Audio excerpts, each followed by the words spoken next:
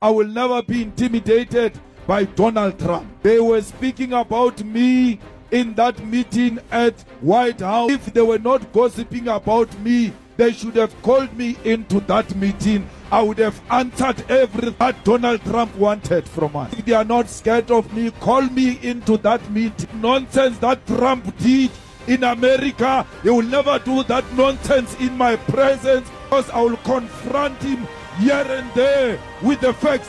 Ramaphosa could not present the facts in front of Donald Trump.